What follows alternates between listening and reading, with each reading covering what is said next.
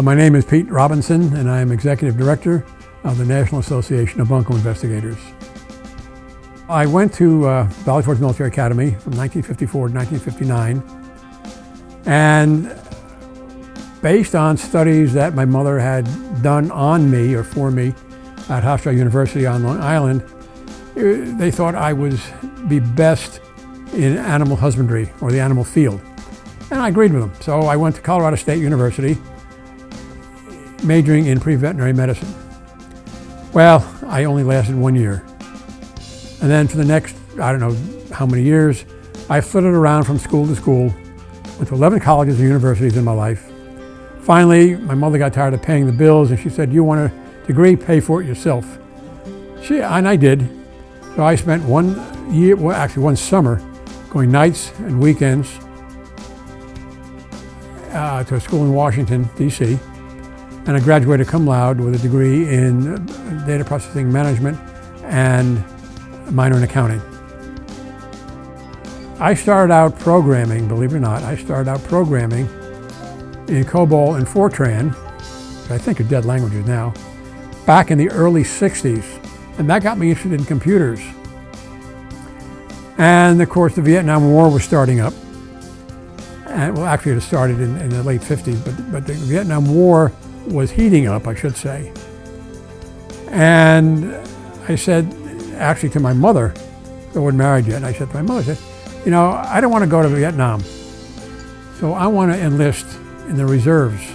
So I did. We were living in Philadelphia at the time. So I enlisted in the Army Reserves, and to one way or another, I ended up down in Virginia, Arlington, Virginia, at that time it was called Army Security Agency. And eventually, I said, I don't want to stay enlisted anymore. I was enlisted, I think, for 3, 4 years, 5 years, I can't remember how long now. And I said, I want to go to OCS. So I had the endorsement of my commanding officer, my commander, and I went to OCS. I went to Fort Sill, Oklahoma. And I graduated OCS, and I was a second lieutenant, or what I call butter bars. And I stayed in the reserves for a few years, and then I get a call from a friend of mine, and I said, "Hey, you want to come on active duty?" And I said, "Sure." So he said, "Okay, come on up. We'll get all the paperwork ready for you." And that started my active duty tour with the Army. And I haven't looked back, and I never looked back. They made me head of the Management Information Services Department, or DMIS. And I had a staff of a couple of soldiers and a bunch of civilians. So I guess my overall staff was maybe 15 people. And during that time, I noticed a problem in the way things were done. And I said to myself, why is there such a stovepipe organization? The G1, well, all right, for education, now this is at that time, the G1 is personnel, G2 is intelligence, G3 is plans and training, and G4 is logistics. Well, each of these systems were stovepiped. No one talked to each other. So in effect, the left hand didn't know what the right hand was doing. So I said to myself, and I said to my bosses, why are we doing it this way? It doesn't make sense. Why don't people talk to each other? And they said, well, what's your solution? And I gave them a solution. It took me about 6 or 8 months to develop the solution. And while this was going on, meantime, I developed a system for the 1st Army Headquarters, the first of its kind in the Continental Armies. And that got me started. And I progressed in rank. I got promoted. I was fast-tracked. I worked my ass off. And I've gone on to, well, I've continued this throughout my whole career. Work hard and never give up and just keep plugging as long as you have a mission in sight. And that's what I did. And I went into private, came out as a colonel. And after I retired, I said, you know, retirement sucks, but I needed to make a difference. I didn't want to be a sit behind the desk guy. And then I had an office mate, and he was a lieutenant.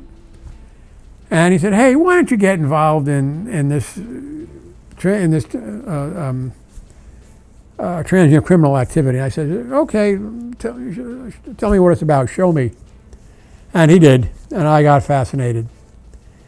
And here I learned that we have people coming in at that time through the Port of Tampa, 10 or 12 dates of birth, 6 or 7 social security numbers, multiple driver's license numbers.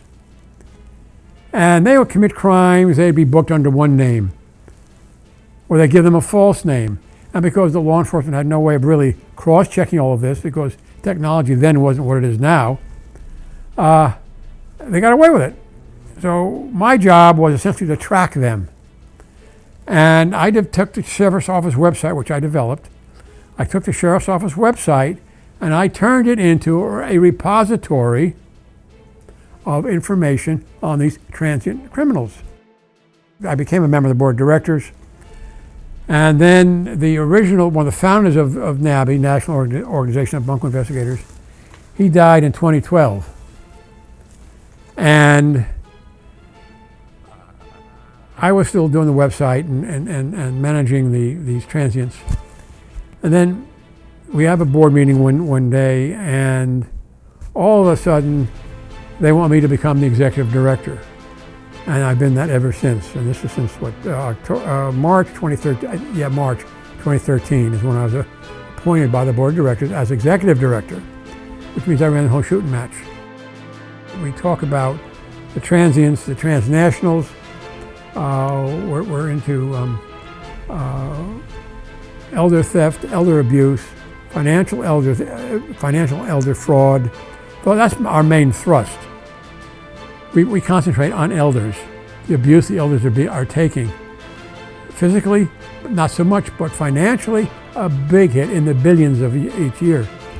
I don't have the numbers in front of me, so I can't give you the exact numbers. But now my goal is to get the public engaged. Because to quote Colin Powell, or not to quote, but to paraphrase Colin Powell, to succeed in any endeavor, first you have to set a clear mission. Then you have to get the public engaged. Then you have to go in with overwhelming force and then get out. That's the way you do your job. That's the way you get engagement, and that's the way you get missions accomplished. That's what I'm trying to do.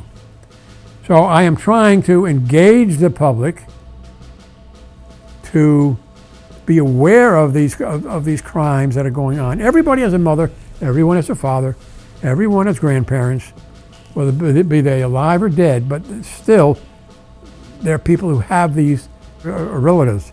So I'm trying to engage the public to get them interested, make them aware of these crimes so they can take steps to preclude them.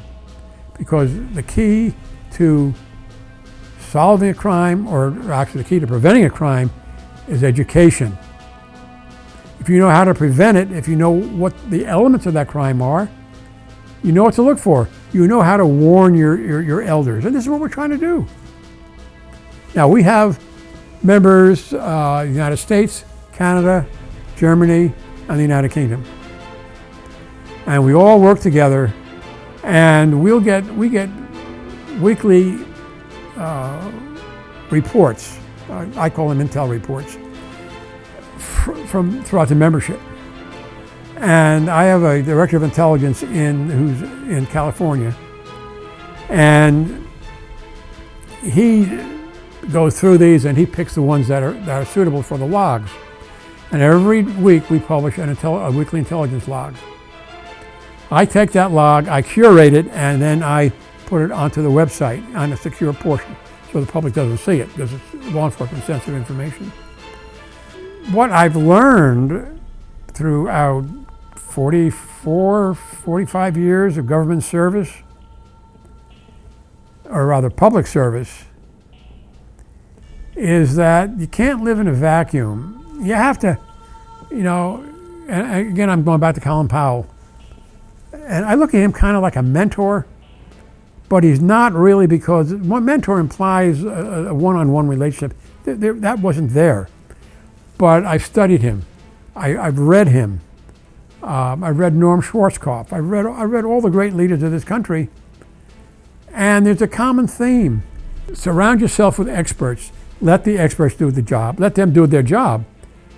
And credit will fall where credit is due. And so I let the membership work on the intelligence portion of it. And then I post on Facebook. I post on Facebook. I post on Twitter. I post on LinkedIn. And since I've been doing this, the public is getting engaged. And how do I know this? Because I look at the analytics. By building public awareness, I think we can get the job done. And in the future, look, I've lived my life. I've gotten as far as I'm going to go. I have nothing. I have nothing left to prove. So all I want to do is I want my legacy just to leave it for the younger people. But maybe I can serve as an example of what hard work can do, what ethics can do.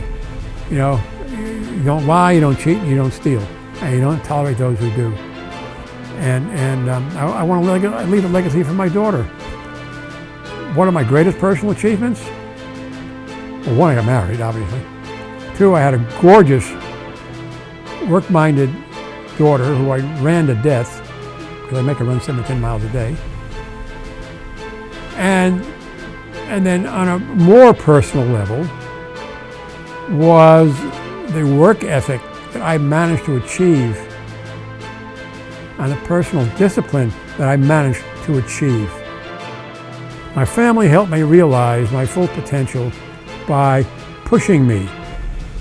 As an example, when I was in OCS, I went to OCS at Fort Sill for field artillery. And when I went to OCS, I'll never forget this, it was raining cats and dogs. I was teeming out. And I stood at attention in a phone booth with upperclassmen watching me, and I called my mother. And I said, Ma, I want to get the hell out of here. I hate this place. I want to leave. And she said, do me a favor, stick it out 2 more weeks. If you still want to leave at the end of 2 weeks, you can come home. Or you can't come home if you're in the Army. You can't. She says, then leave.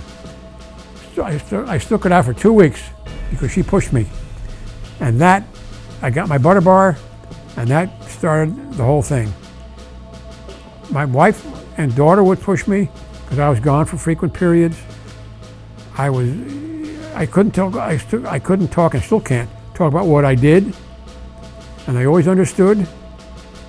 The kids would ask, my daughter's playmates would ask her, what did your dad do? And she said, I don't know. Or my daughter, Anne Marie would ask Joanne, my wife, would ask Joanne, what is Daddy doing? And Joanne would say, I don't know, he can't talk about it. And with the sheriff's office, you're on call 24 hours a day. And I would end up spending, I can't tell you how many hours running, not running, but I mean, up on shift. So what I'm getting at is that they helped me along by pushing me and nudging me in the right direction. If I had to summarize my work in one word, it would be rewarding. I would like to be remembered as someone who is an example of what hard work and self-discipline and integrity can accomplish.